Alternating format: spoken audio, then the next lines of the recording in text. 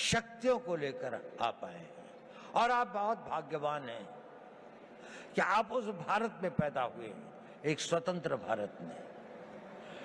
ये स्वतंत्र भारत हमेशा ऐसा नहीं था जितना स्वतंत्र आपको दिखाई देता है। सदियों तक हमारे पूर्वजों ने इसके लिए बहुत कुर्बानियां सही, बहुत अपमान सहे, बहुत असहायता के दौर से गुजरे।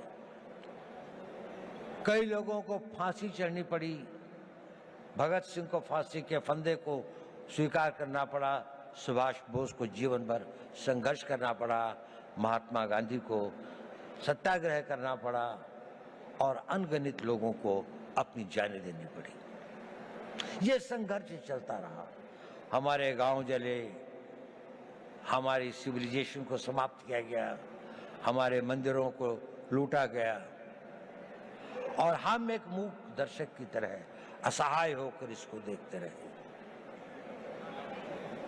ये इतिहास हमें एक चुनौती देता है कि ये उस भारत का आज हर युवक के अंदर वो आग होनी चाहिए कि मैं,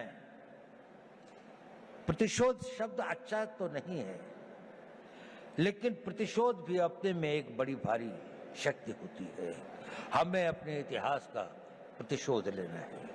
हमने इस देश को फिर वहां पहुंचाना है जहां पर हम अपने हक, अपने विचार और अपनी आस्थाओं के आधार पर एक महान भारत का निर्माण कर सकें।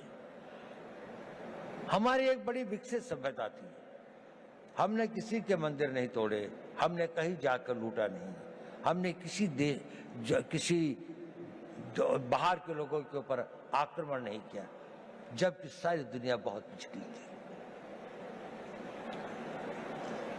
परंतु क्योंकि हम अपनी सुरक्षा और हम अपने आप को समझ नहीं पाए कि हम को क्या खतरे हैं, हम उनके प्रति उदासीन रहे, तो हमें इतिहास ने एक सबक सिखाया।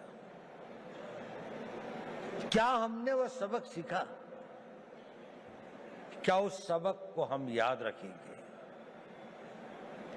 अगर आने वाली पीढ़ियां उस सबक को भूल जाएंगी तो ये इस देश का सबसे बड़ा